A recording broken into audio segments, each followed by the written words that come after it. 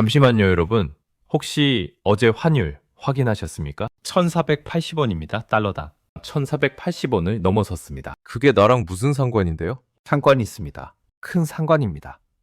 여러분이 가진 집, 그 집값이 지금 이 순간에도 조용히 무너지고 있습니다. 10억짜리 아파트 갖고 계십니까? 5억짜리 빌라 갖고 계십니까? 그게 여러분 전 재산 아닙니까? 환율이 1200원대였을 때와 지금 1480원일 때 여러분 집의 가치는 다릅니다. 숫자는 같아 보여도 실질 가치는 다릅니다. 특히 외국인 투자자들 눈에는 완전히 다른 가격입니다. 그들이 지금 무엇을 하고 있는지 아십니까? 팔고 있습니다. 서울 강남, 서초, 송파에서 팔고 있습니다. 이게 시작입니다. 지금부터 말씀드린 내용은 뉴스에 잘 안 나옵니다. 현장 가보면 보입니다. 부동산 중개사무소 가보십시오. 은행 가서 대출 상담 받아보십시오. 실거래가 사이트 매일 확인해 보십시오. 숫자가 말해줍니다. 시장이 무너지고 있다고. 올해 외국인의 국내 부동산 매도 물량 작년 대비 40% 넘게 증가했습니다. 통계로 확인된 사실입니다. 왜 팔까요? 간단합니다. 환율 때문입니다. 2년 전 환율 1200원대일 때 10억짜리 아파트 샀습니다. 그때 달러로는 83만 달러였습니다. 지금 같은 10억이 달러로는 얼마일까요? 67만 달러입니다. 차이가 16만 달러입니다. 우리 돈 2억 3천만 원입니다. 집값은 그대로인데 환율만 올랐는데 2억 넘게 손해본 겁니다. 그래서 지금 어떻게 하고 있습니까? 시세보다 5%, 10% 깎아서 파는 겁니다. 빨리 팔려고요. 옆집이 10% 깎아서 팔면 어떻게 됩니까? 우리 집 시세도 10% 떨어집니다. 이게 시장입니다. 여러분, 아파트 단지에도 외국인 투자자 있을 겁니다. 모르고 계실 뿐입니다. 두 번째 현상입니다. 대출 이자가 감당이 안 됩니다. 주변 보십시오. 대출 받아서 집 사신 분들, 표정 어떻습니까? 변동금리 받으신 분들, 작년에 한 달 이자 80만 원이었는데 지금 얼마입니까? 120만 원 넘게 나갑니다. 한 달에 40만 원씩 더 나가는 겁니다. 1년이면 480만 원입니다. 연금으로 생활하시는 분들, 이거 감당됩니까? 고정금리 받으셨다고 안심하지 마십시오. 만기 되면 재계약해야 합니다. 그때 금리는 지금보다 2%, 3% 높을 수 있습니다. 5%로 받으셨어도 재계약 때 7%, 8%가 될 수 있습니다. 실제 사례 하나 말씀드리겠습니다. 서울 강남에 사시는 김모 씨. 60대 중반이십니다. 12억짜리 아파트 갖고 계십니다. 대출이 6억 있습니다. 금리 5.5%입니다. 한 달 이자가 얼마일까요? 275만 원입니다. 김 씨는 연금 300만 원 받으십니다. 이자 내고 나면 25만 원 남습니다. 이걸로 어떻게 삽니까? 예금 깨 먹고 있습니다. 그런데 예금이 얼마나 남았을까요? 1년 버티면 끝입니다. 김 씨만 이런 게 아닙니다. 수만 명이 이렇게 되고 있습니다. 지금 이 순간에도요. 세 번째 현상입니다. 실거래가가 폭락하고 있습니다. 실거래가 사이트 지금 당장 들어가 보십시오. 지방은 말할 것도 없습니다. 부산, 대구, 광주 작년에 5억 하던 게 지금 4억, 3억 5천만 원입니다. 20%, 30% 떨어진 곳이 수두룩합니다. 지방이야 원래 그렇지. 서울 보십시오. 강남도 떨어지기 시작했습니다. 일부 재건축 단지 작년 최고가 대비 15% 가까이 떨어졌습니다. 신축은 입주하자마자 역전세입니다. 15억에 분양받았는데 입주하니까 시세가 13억입니다. 2억 날린 겁니다.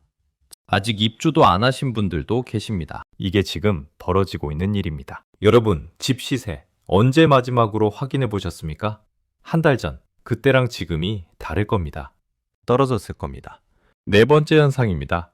거래가 멈췄습니다. 매물은 쌓이는데 사는 사람이 없습니다. 부동산 중개사무소가 보십시오. 사장님들 표정 어둡습니다. 한 달에 한 건, 두 건 하면 잘하는 겁니다. 매물 공고는 수십 개 붙어 있는데 계약서는 안 써집니다. 왜입니까? 사려는 사람이 증발했습니다. 젊은 사람들은 돈 없어서 못 사고 기성세대는 이미 집 있으니까 안 사고 투자자들은 더 떨어질 게 뻔하니까 관망하고 있습니다. 이쯤에서 여러분께 부탁드립니다. 이 이야기가 조금이라도 도움이 되신다면 주변에 공유해 주십시오. 집 가진 분들도 사려는 분들도 모두 알아야 합니다. 오늘 영상은 여러분의 이해를 돕기 위해 모든 장면을 일러스트로 제작했습니다. 복잡한 부동산 상황을 쉽게 전달하고자 준비한 영상이니 도움이 되셨다면 구독과 좋아요, 댓글로 응원해 주시면 큰 힘이 됩니다. 앞으로도 이런 현장 중심의 정보를 계속 전해드리겠습니다. 다섯 번째 현상입니다. 전세 시장이 무너지고 있습니다.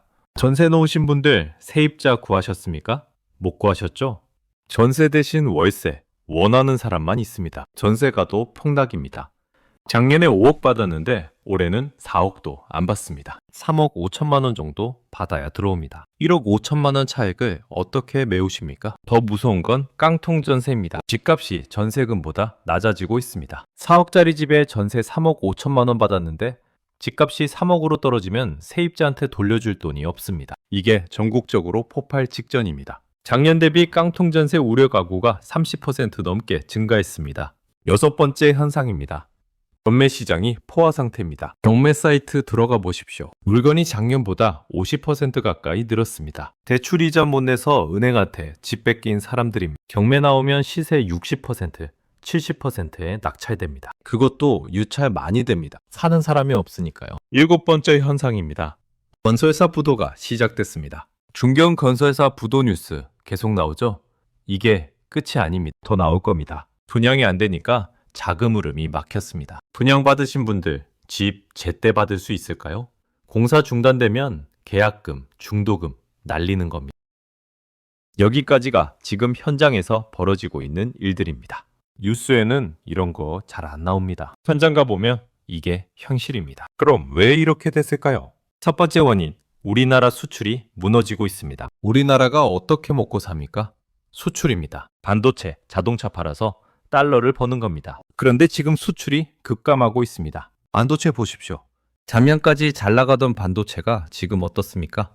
재고 쌓이고 가격 폭락하고 수출액이 뚝 떨어졌습니다. 두 번째 원인, 금리를 올릴 수밖에 없습니다. 환율 오르니까 수입 물가 폭등하죠. 기름, 밀가루 전부 달러로 사는 건데 달러가 비싸지니까 이것들도 다 비싸집니다. 물가 잡으려면 금리 올려야 합니다. 한국은행이 선택지가 없습니다. 세 번째 원인, 실수요가 증발했습니다. 집 사는 사람이 사라졌습니다. 젊은 사람들 월급은 그대로인데 물가는 폭등하니까 저축 꿈도 못 꿉니다. 대출 받아서 집 사는 건 더욱 무리입니다. 이자가 얼만데요?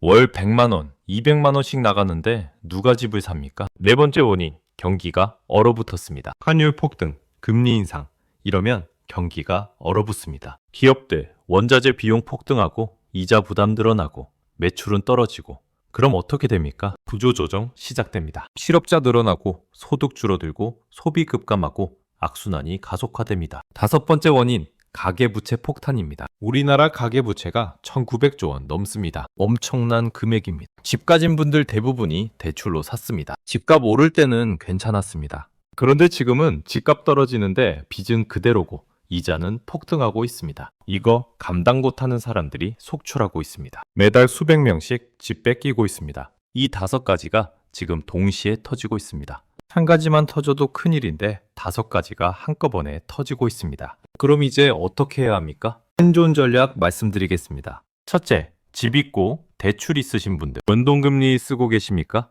지금 당장 은행 가십시오. 고정금리로 전환하십시오. 금리가 너무 높은데요? 더 오를 겁니다. 지금 5%면 고정하십시오. 6개월 후에는 7%, 8%일 수 있습니다. 여유자금 있으십니까? 1천만 원이라도 있으면 원금 상환하십시오. 이자가 확 줄어듭니다. 이자 감당 안 되십니까? 솔직하게 말씀드리겠습니다. 집 파는 것도 진지하게 고려하셔야 합니다. 지금 조금 손해보는 게 나중에 반토막 나는 것보다 낫습니다. 좀 더 기다려보지 뭐. 하지 마십시오. 기다릴수록 더 떨어집니다. 지금 1억 손해면 6개월 후에는 2억, 3억 손해일 수 있습니다. 둘째, 현금 있으신 분들. 집 있으신 분들 중 추가 매수 생각하시는 분들, 그리고 첫 집 사려는 분들 들어주십시오. 지금 사면 안 됩니다. 아직입니다. 더 떨어질 겁니다. 환율 1,500원 넘어가면 본격적으로 떨어집니다. 그때까지 기다리십시오. 그런데 준비는 하십시오. 현금 확보하시고 어느 지역, 어느 단지 살지 미리 정해놓으십시오. 기회는 준비된 자한테만 옵니다. 입지 보십시오. 역세권, 학군 이런 데는 떨어져도 덜 떨어지고 회복도 빠릅니다. 셋째, 집 여러 채 가지신 분들 지금 당장 정리하십시오. 입지 약한 거, 지방에 있는 거, 상가, 오피스텔 지금 파십시오. 조금 손해보더라도 빨리 정리하는 게 답입니다. 좀 더 기다리면 오르지 않을까? 안 오릅니다.